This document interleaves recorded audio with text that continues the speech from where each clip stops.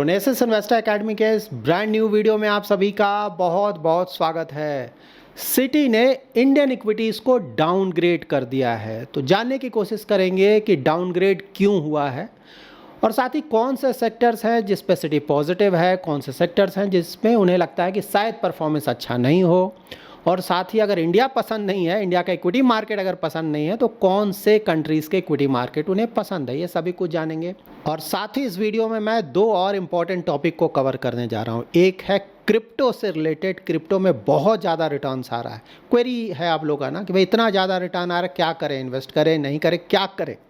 उसके बाद एफएनओ से रिलेटेड भी बहुत सारे क्वेरीज आते हैं। फ्यूचर्स एंड ऑप्शंस, आप लोग पूछते हैं कि भाई अगर हम लोग इन्वेस्ट नहीं कर सकते हैं या फिर यहाँ से ट्रेडिंग नहीं कर सकते हैं तो ये सब है क्यों, मतलब इसे बंद कर दो। ठीक है, तो इसको भी मैं डिटेल में कवर करूँगा। सो इन्फॉर्मेटिव वीडियो है, पूरा देखें, अच्छी तरह से समझें, पसंद आए तो लाइक और शेयर करें। पहली बार हमारे यूट्यूब चैनल पे आ रहे हैं तो चैनल को जरूर सब्सक्राइब करें। मार्केट देख लेते हैं तो इंडियन मार्केट का तो परफॉर्मेंस बिल्कुल भी अच्छा नहीं है। यहाँ पे देख सकते हैं आप, large cap, mid cap, small cap, micro cap, कहीं भी आपको परफॉर्मेंस नहीं दिखेगा। और सेम स्टोरी है सेक्टर्स और थीम्स भी, यहाँ भी आपको पॉजिटिविटी नहीं दिखेगा। ज़्यादातर या तो फ्लैट है या गिरा हुआ है, कहीं कहीं तो बहुत ज़्यादा गिरा हुआ है। ठीक है, तो कहीं कोई रिस्पाइट नहीं है। लेकिन हाँ, वर्ल्ड मार्केट्स देखेंगे तो वहाँ तो पॉजिटिविटी है। लाइक यूएस मार्केट्स यहाँ देखें, मोस्टली अच्छा परफॉर्मेंस है यहाँ पे। ठीक है, कहीं कहीं तो बहुत अच्छा परफॉर्मेंस है। एशियन मार्केट्स भी देखें तो जापान का मार्केट थोड़ा गिरा हुआ है, लेकिन बाकी मार्केट्स का तो परफॉर्मेंस अच्छा है। खासकर ऑस्ट्रेलिया का मार्केट देखें, हांगकांग का मार्केट देखें, बहुत अच्छा परफॉर्मेंस। यूरोपियन मार्केट्स भी देखें तो मोस्टली इसका ही परफॉर्मेंस ठीक है। यहाँ भी ज़्यादातर मार्केट्स ठीक कर रहे हैं। ठीक है, तो अगेन जो कल मैंने आपको बताया था वही चीज़ मैं फिर से बोलूँगा कि देखिए इंडियन मार्केट में थोड़ा कन्फ्यूजन है। ठीक, कन्फ्यूजन किस बात को है कि भाई ट्रेड रिलेटेड जो टैरिफ है यूएस का या ट्रम्प का रैदर, वो क्या हो गया इंडिया को रिलेटेड। ज़्यादा मेजर इकोनॉमीज़ में तो ऑलरेडी डिसाइडेड हो चुका है कि भाई ये होगा। ठीक है, तो सभी कुछ डिस्काउंट करके वो लोग आगे बढ़ गए। इंडिया में पता ही नहीं कि क्या हो रहा है। ठीक है, और हम लोग उम्मीद कर रहे थे ना कि बस सब आने ही वाला है, लेकिन ये तो डिले हो रहा है उसमें। सो लेट्स सी, उसी का वेट कर रहा है मोस्टली मार्केट। एक तो ये बहुत इंपॉर्टेंट है, उसके आधार पर मार्केट थोड़ा ऊपर नीचे करेगा। और दूसरा इम्पॉर्टेंट है अर्निंग्स, क्योंकि इस क्वार्टर में भी आपको पता है ना, मोस्टली एक्सपेक्टेशन ये है कि सेकेंड हाफ से थोड़ा इंप्रूवमेंट आएगा, क्योंकि रेट कट हुआ, ये सही बात है, टैक्स बेनिफिट्स मिले, इमीडिएटली उसका असर नहीं होता है ना, असर होने में कई महीने लग जाते हैं, टाइम लगता है। तो वो सब का असर मोस्टली ना नेक्स्ट क्वार्टर से, मतलब इस क्वार्टर जिसका रिजल्ट नेक्स्ट क्वार्टर में आएगा, वहाँ से थोड़ा दिखने को मिलेगा। ये क्वार्टर भी कोई खास परफॉर्मेंस नहीं होने जा रहा है। लाइक बैंकिंग ना, मार्जिन तो बहुत बुरी तरह से गिर रहे हैं।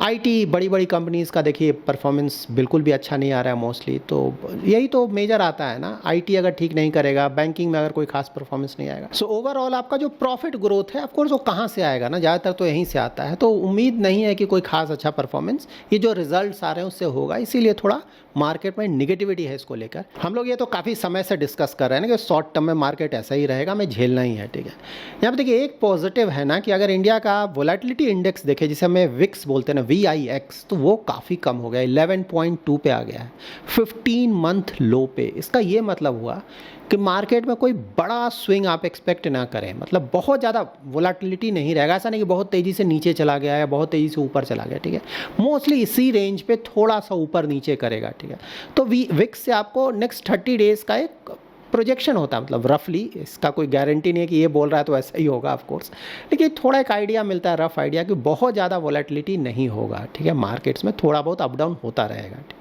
और वही हम लोग भी तो वही एक्सपेक्ट कर रहे हैं ना कि भाई उम्मीद नहीं कि यहाँ से कोई बहुत ज़्यादा तेज़ी से गिरेगा, कोई ऐसा इवेंट फिलहाल दिख नहीं रहा है। उसी तरह से बहुत ज़्यादा तेज़ी से ऊपर चला जाए नियर फ्यूचर में, ऐसा भी नहीं लगता है। और इनफैक्ट जो विक्स इतना नीचे गिरा है उसके कुछ रीजंस हैं ना। एक तो रीज़न ये है कि भाई यूएस का भी अगर आप देखें विक्स ना, तो 7 से 8 मंथ लो पे है। ठीक है, उसका जो डेरिवेटिव ऑप्शंस का वॉल्यूम है ना, उसमें बहुत ज़्यादा गिरावट आया है पहले के मुकाबले। तो ये सब रीजंस हैं जिसके कारण बहुत ज़्यादा वोलेटिलिटी मतलब होगा, ये मैं नहीं बोलूँगा, बहुत ज़्यादा अप या डाउन मार्केट्स में नहीं होगा ना। आज के टॉपिक पे आते हैं, तो सिटी ने क्यों इंडियन मार्केट्स को डाउनग्रेड कर दिया। तो देखिए, सिटी पहले इंडियन मार्केट्स को ओवरवेट रेटिंग देता था। ओवरवेट मीन्स पूरी तरह से बुलिश कि इंडियन मार्केट्स का परफॉर्मेंस बहुत अच्छा हुआ, लेकिन अब उन्होंने इंडिया के मार्केट्स को डाउनग्रेड करके न्यूट्रल कर दिया है। यहाँ पे ये मैं क्लियर कर दूं कि न्यूट्रल किया है, अंडरवेट नहीं गए। ठीक है ना, न्यूट्रल मीन्स पूरी तरह से नेगेटिव नहीं है, ठीक है। अगर डाउनग्रेड करके इसको अंडरवेट करते तो मतलब पूरी तरह से नेगेटिव है, ठीक है। तो ये बात आपको ध्यान में रखना है। तो यहाँ पे नेगेटिव नहीं गई, ये बोला है कि कोई बहुत ज़्यादा अच्छा परफॉर्मेंस नियर फ्यूचर में नहीं आएगा, इसका ये मतलब हुआ, ठीक। तो यहाँ पे है कि भाई क्यों किया, ऐसा क्या हो गया कि इंडियन मार्केट्स को उन्होंने ओवरवेट से न्यूट्रल कर दिया। तो अब देखिए दो रीज़न्स हैं जो कि ऑलमोस्ट डेली बेसिस पे हम लोग डिस्कस करते हैं। उनका बोलना है कि देखिए जो अर्निंग ग्रोथ है वो नहीं आ रहा है और थोड़ा समय लगेगा, फिलहाल नहीं लग रहा है कि अर्निंग ग्रोथ कोई खास आने जा रहा है, ठीक है। तो जब आपका अर्निंग ग्रोथ नहीं आएगा तो वहाँ पे वैल्यूएशंस तो आपको प्रॉब्लम क्रिएट करेगा, क्योंकि इंडियन मार्केट्स का वैल्यूएशन हमेशा ही ज़्यादा होता है। अभी भी लार्ज कैप्स भी देखें तो लॉन्ग टर्म एवरेज से कंपेयर करें या फिर दूसरे जो मार्केट्स हैं वर्ल्ड के उनसे कंपेयर करें, ओवर वैल्यूड है। मतलब ये नहीं कि बहुत ज़्यादा ओवर वैल्यूड है, लेकिन स्लाइटली ओवर वैल्यूड तो है। लेकिन जो स्लाइटली ओवर वैल्यूड है तब आपको कहीं ज़्यादा प्रॉब्लम क्रिएट करने लगता है जब आपका अर्निंग ग्रोथ नहीं आ रहा है। बड़े बड़े बैंक्स का कोई बहुत ज़्यादा अच्छा नहीं आने जा रहा है परफॉर्मेंस, उसी तरह से बड़ी बड़ी आईटी कंपनीज़ का तो आपने परफॉर्मेंस ऑलरेडी देख ही दिया, वहाँ भी कोई खास परफॉर्मेंस नहीं आ रहा है। तो इसीलिए निगेटिविटी है।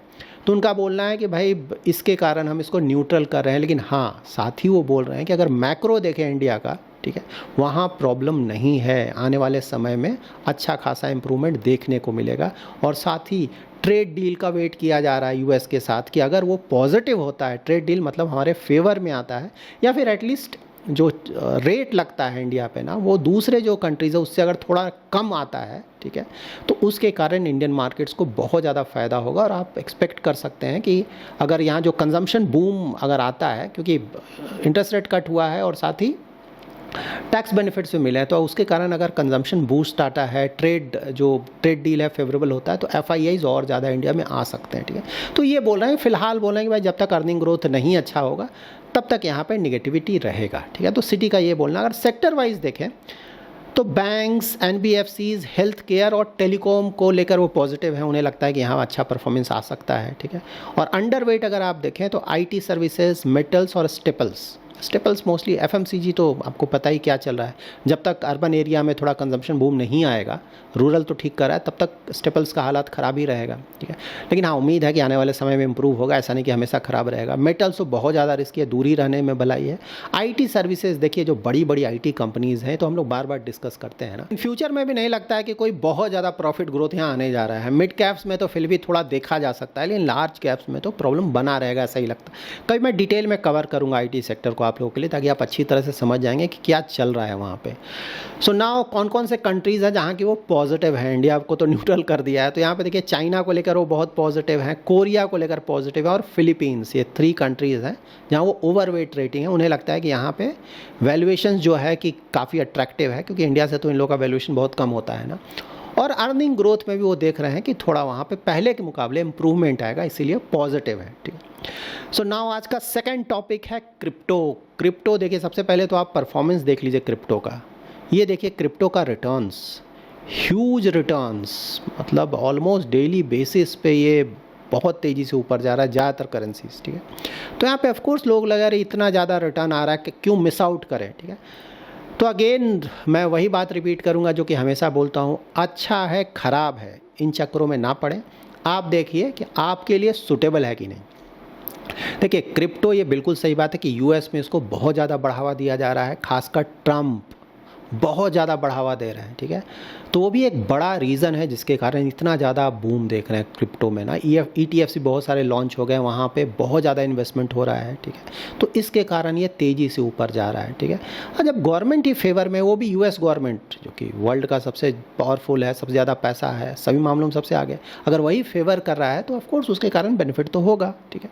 तो इसी कारण ये बहुत तेज़ी से ऊपर जा रहा है और लग रहा है कि एटलीस्ट आने वाले कुछ समय तक तो परफॉर्मेंस इसका अच्छा ही रहेगा, ठीक है। मैं सिर्फ कुछ समय का बोल रहा हूँ क्योंकि मीडियम टू लॉन्ग टर्म तो देखिए ये भी वही है, इसमें भी प्रॉब्लम्स आएंगे, ठीक है। ऐसा नहीं कि प्रॉब्लम नहीं आएगा, क्योंकि इसका कोई बैकिंग है नहीं, ठीक है ना। आप इसको गोल्ड या फिर डॉलर से कंपेयर नहीं कर सकते हैं क्रिप्टो, ठीक है ना। इसका कोई बैकिंग नहीं, कोई यूज़ नहीं है, ठीक है।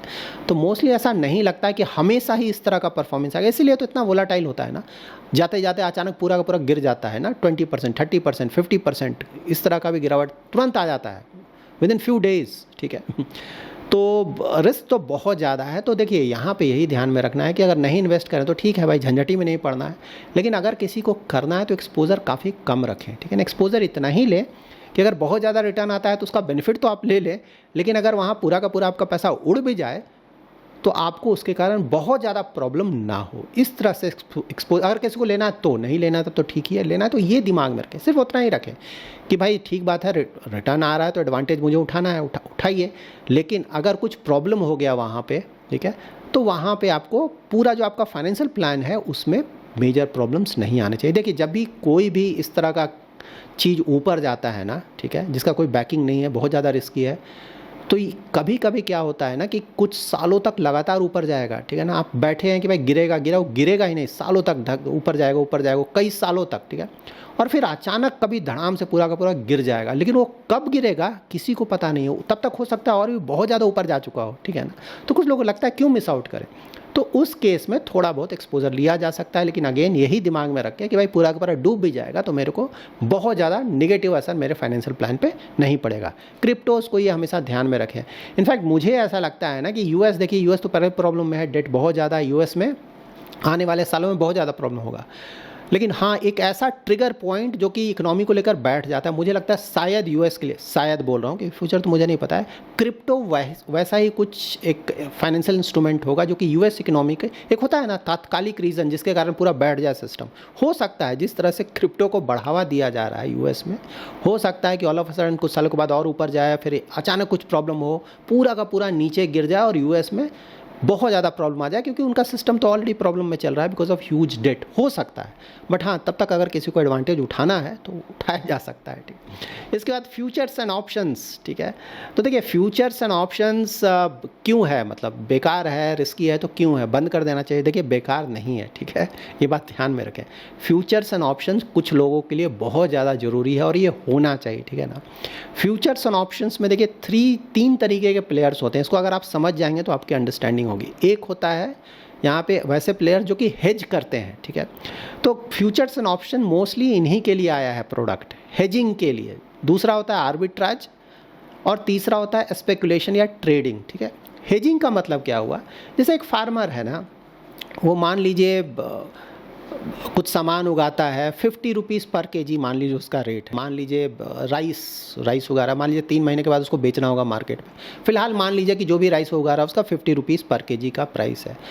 अब फार्मर को डर लग रहा है कि 3 महीने के बाद कहीं ऐसा ना हो जो 50 रुपीज़ का भी प्राइस है वो 30-40 हो जाए, तब तो उसको बहुत ज़्यादा लॉस होगा ना, ठीक है। तो वो फ्यूचर्स मार्केट में जाकर इसको हेज कर लेगा, ठीक है ना। तो ये होता है हेजिंग, ताकि हेज करने से फ़ायदा ये होगा कि अगर ये जो प्राइस है, मान लीजिए प्राइस ऊपर जाता है, ठीक है, तब तो फार्मर को फ़ायदा, अच्छी बात है, 50 से भी ऊपर चला गया, लेकिन मान लीजिए प्राइस 50 से नीचे आता है, तब जो राइस बेचने जाएगा उसको तो लॉस होगा, लेकिन फ्यूचर मार्केट में उसको फ़ायदा होगा क्योंकि ऑलरेडी वहाँ पे हेज किया हुआ है उसने, ठीक है। तो इस हेजिंग में यूज़ होता है। उसी तरह से इम्पोर्टर एक्सपोर्टर है ना। अब मैंने कोई सामान विदेश में बेचा, मुझे मान लीजिए US डॉलर्स या यूरो में पेमेंट आने वाला है, ठीक है, लेकिन वो पेमेंट 2-3 महीने के बाद आने वाला है। अब मुझे डर लग रहा है, जैसे मैं एक्सपोर्टर हूँ, तो एक्सपोर्टर के लिए क्या अच्छा होता है कि जैसे रुपये है तो वो डिप्रिसिएट करेगा तो अच्छा, लेकिन कहीं अप्रिसिएट कर गया तो उसको प्रॉब्लम होगा ना, तब वहाँ पर वो जाके फ्यूचर्स मार्केट या ऑप्शन मार्केट में वो हेज कर लेगा, ठीक है। तो वहाँ पर अगेन किसी भी तरह डायरेक्शन में मार्केट जाए, एक तरफ उसको प्रॉफिट होगा, एक तरफ लॉस होगा, सो ओवरऑल एवरेज आउट कर जाएगा, ठीक है ना। तो बहुत ज़्यादा लॉस उसको नहीं होगा। इंपोर्टर एक्सपोर्टर बहुत जगह यूज़ है, ठीक है ना इसका, तो हेजिंग के लिए बहुत अच्छा प्रोडक्ट है, कहीं कोई दिक्कत नहीं है। एक उसके बाद सेकंड होता है आर्बिट्राज। आर्बिट्राज का मतलब हुआ कि डिफरेंट मार्केट्स में थोड़ा बहुत प्राइसिंग में डिफरेंस आता है, उसका एडवांटेज उठाना, ठीक है ना। मान लीजिए आपने कैश मार्केट में जैसे स्टॉक्स है वहाँ ख़रीदा, फ्यूचर मार्केट में मान लीजिए थोड़ा डिफरेंस है वहाँ बेच दिया, या ऑप्शन मार्केट में बेच दिया, थोड़ा बहुत डिफरेंस का फ़ायदा उठाने के लिए। लेकिन आर्बिट्राज में देखिए थोड़ा बहुत ही रिटर्न बनता है, बहुत ज़्यादा रिटर्न नहीं बनता है, लेकिन हमारा रिस्क नहीं होता है, ठीक है। तो अगर कोई बड़ा प्लेयर है, अच्छा खासा टीम है, सिस्टम अच्छा खासा है, तो बिल्कुल वो आर्बिट्राज, म्यूचुअल फंड्स तो जैसे म्यूचुअल फंड का आर्बिट्राज आप देखते हैं ना, वो लोग यही करते हैं, वहाँ रिस्क नहीं होता आर्बिट्राज करने में, प्रोवाइडेड आप सही से करें, ठीक है। रिटेल इन्वेस्टर्स के लिए बहुत टफ है, इस सब चक्करों में नहीं पड़िएगा, ठीक है। उनके पास बहुत सारे लोग होते हैं, सिस्टम है, प्रोसेस है, इसलिए वो कर पाते हैं, क्योंकि थोड़ा भी टाइमिंग में आगे पीछे होगा तो आपको भारी लॉस हो जाएगा। जाएगा, तो उनके लिए वो ठीक है। लेकिन हाँ, यहाँ रिटर्न भी बहुत ज़्यादा नहीं होता है, और आर्बिट्राज का रिटर्न तभी ज़्यादा आएगा जब मार्केट बहुत ज़्यादा वोलाटाइल होगा, ठीक है ना। अगर मार्केट ज़्यादा वोलाटाइल नहीं है तो कितना 5 to 6% बहुत है, उससे ज़्यादा रिटर्न आपको नहीं मिलेगा। लेकिन हाँ, जब वही मार्केट बहुत ज़्यादा वोलाटाइल अप डाउन होने लगेगा ना, तो आर्बिट्राज में कभी कभी आप देखेंगे 8 to 9% का भी रिटर्न आ सकता है। लेकिन हाँ, मोस्टली एवरेज देखें तो ये 5-6% के लगभग, ठीक है। ये हुआ आर्बिट्राज, तो ये भी बहुत सही प्रोडक्ट है, इसमें भी कोई दिक्कत नहीं। थर्ड होता है स्पेकुलेशन, दैट इज ट्रेडिंग, ठीक है। ट्रेडिंग में आप क्या करते हैं कि मार्केट पे कॉल लेते हैं, मतलब आप ना सोचते हैं कि मार्केट ऊपर जाएगा कि नीचे जाएगा, ठीक है। तो मार्केट ऊपर जाता है तो उसके अनुसार आप जाकर वहाँ पोजीशन लेंगे, आपको लगता है। अगर आपको लगता है मार्केट नीचे जाएगा तो उसके अनुसार आप जाकर वहाँ पोजीशन लेंगे। लेकिन यहाँ पे आप फ्यूचर डिसाइड कर रहे हैं, और मैंने हमेशा मेंटेन किया कि फ्यूचर को किसी ने नहीं देखा है ना, फ्यूचर कैसे डिसाइड कर सकते हैं। हो सकता है 1-2 बार आपका सही हो जाए कॉल, आपने सोचा ऊपर गया तो ऊपर चला गया, नीचे जाएगा तो नीचे चला गया, बार बार नहीं होगा ना, कभी कभी आप फंसेंगे। तो हो सकता है आपने थोड़ा पैसा बना दिया बिकॉज ऑफ लक, लेकिन 1-2 बार ऐसा बुरी तरह से वो आपका रिवर्स होगा कि पूरा पूरा पैसा डूब जाएगा। इसीलिए स्पेकुलेशन है ना, ट्रेडिंग को वही बोलते हैं। तो इसीलिए खासकर जो छोटे इन्वेस्टर्स हैं, जिनके पास ज़्यादा नॉलेज नहीं है, ज़्यादा रिसोर्सेज नहीं है, उनको इन चक्करों में नहीं पड़ना चाहिए, ठीक है। बड़े बड़े प्लेयर्स हैं, उनको कर दे दीजिए, आप इन चक्करों में ना पड़े, ठीक है। इसको इस तरह से देखें तो ऑफकोर्स ये बुरा प्रोडक्ट नहीं है, बहुत अच्छा प्रोडक्ट है, लेकिन आपको ये देखना है कि आपके लिए सूटेबल है कि नहीं। So that's it in this video. देखिए, अगर फ्यूचर्स एंड ऑप्शंस के बारे में और डिटेल में जानना चाहते हैं ना, तो क्योंकि बहुत लेंदी टॉपिक है, तो कमेंट में ज़रूर मेंशन करें, मैं और थोड़ा डिटेल में इसको ट्राई करूंगा एक्सप्लेन करने का। So that's it in this video. अगर आपको ये वीडियो पसंद आया है तो ज़रूर लाइक एंड शेयर करें। पहली बार हमारे यूट्यूब चैनल पे आ रहे हैं तो चैनल को जरूर सब्सक्राइब करें। Thanks lot for watching.